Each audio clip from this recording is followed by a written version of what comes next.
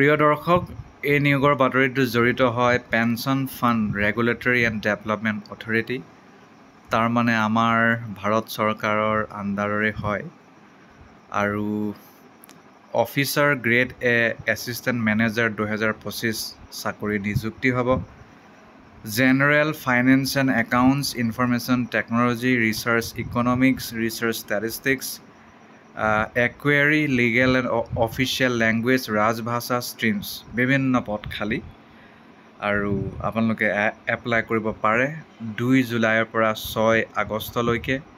Phase 1, phase 2 online পৰীক্ষা email, SMS যোগে বা ৱেবছাইট যোগে আপোনালোক জনাব। ৱেবছাইট চেক কৰিবলৈ নাপাহৰিব। ফেজ 1 অনলাইন পৰীক্ষা ছেপ্টেম্বৰ 6 তাৰিখে শনিবাৰে হ'ব। আৰু ফেজ 2 অনলাইন পৰীক্ষা অক্টোবৰ 6 তাৰিখ মানডে হ'ব। ফেজ 3 ইণ্টাৰভিউটো ইমেইল SMS যোগে জনাই দিব। অ'কে, ইয়াৰ বাহিৰে জেনেৰেলৰ SC 4টা, ST 2টা, OBC 8, EWS 4, UR 10, টোটেল 28টা পদ খালী। ইয়াৰ বাবে মাষ্টাৰ ডিগ্ৰী য'ত বিচাৰে তাত হ'লেই হ'ব আৰু একো নালাগে, মাষ্টাৰ ডিগ্ৰী হ'লেই হ'ল।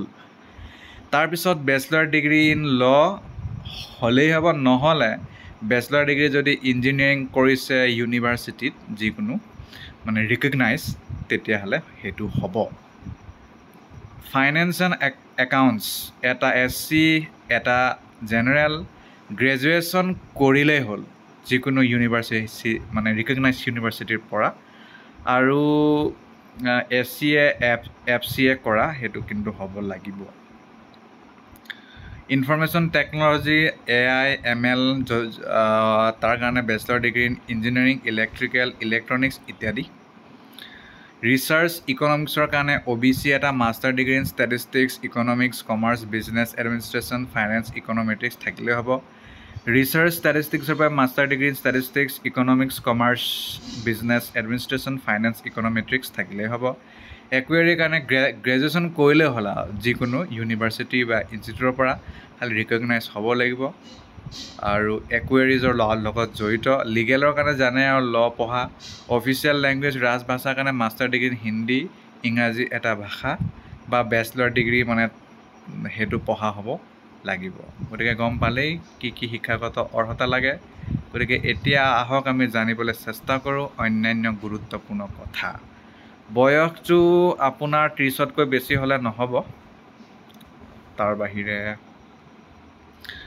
অনলাইন পৰীক্ষা মাল্টিপল চইচ কুৱেশ্যন হ'ব, 100 মাৰ্কৰ হ'ব। ইংলিছ লেংগুৱেজ 25টা কুৱেশ্যন 20 মাৰ্ক, কোৱান্টিটেটিভ এপ্টিটিউড 25টা কুৱেশ্যন 20 মাৰ্ক, ৰিজনিং 25টা question 20 mark, general awareness, financial ছেক্টৰৰ লগত জড়িত হ'ব 25টা question 20 mark, 60 minute. Multiple choice হ'ব চবতে। পেপাৰটো আপোনাৰ জেনেৰেল ষ্ট্ৰীম হ'ব, মাল্টিপল চইচ ছাবজেক্ট যেনে commerce, accountancy, management, finance, costing, companies act, economics and pension sector. 100 mark, 50টা question 40 minute. Information technology, finance and accounts, research economics, research statistics, legal and official language, ৰাজভাষা streams. MCQ পাব 100 mark, 50টা question 40 minute. Phase 2 পৰীক্ষা paper 1 সকলো ষ্ট্ৰীমৰ কাৰণে English descriptive test হ'ব। Drafting skill test কৰিবলৈ 100টা কুৱেশ্যন 100 মাৰ্ক 3টা কুৱেশ্যন মানে, আৰু 60 মিনিট 1/3 ৱেইটেজ দিয়া যাব। Paper 2 general stream multiple choice question পাব। Subject commerce, accountancy, management, finance, costing, companies act, economics আৰু পেনশ্যন ছেক্টৰ। 100 মাৰ্ক 50টা কুৱেশ্যন 40 মিনিট 2/3 ৱেইটেজ পাব। ইনফৰমেশ্যন টেকন'লজিৰ লগত জড়িত বিভিন্ন কথা আপোনালোকে পাব। 100 মাৰ্ক 50টা কুৱেশ্যন 40 মিনিট।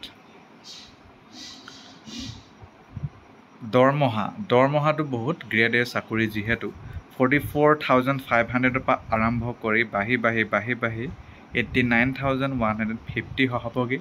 আৰু অন্যান্যটো পাবই আপোনালোকে। অন্যান্য বিভিন্ন বেনিফিট আছে, medical, leave fare, personal accident insurance, eye refraction cost, স্পেক্টেকলৰ কাৰণে education allowance, knowledge updation allowance, briefcase, conveyance, expense, house clearing allowance, staff furnishing scheme, purchasing computer, কি যে নিদিয়ে আৰু অসংখ্য। কলিকতা আমি গুৱাহাটীত চালেই হ'ব, ইষ্ট জোনটো গুৱাহাটী আৰু ফেজ 2 পৰীক্ষাও একেই গুৱাহাটীতে হ'ব। আনৰিজাৰ্ভ OBC EWS সকলে 1000 টকা, বাকী হ'লে 1 টকাও দিব নালাগে, প্লাছ উইমেন কেণ্ডিডেট অলছো।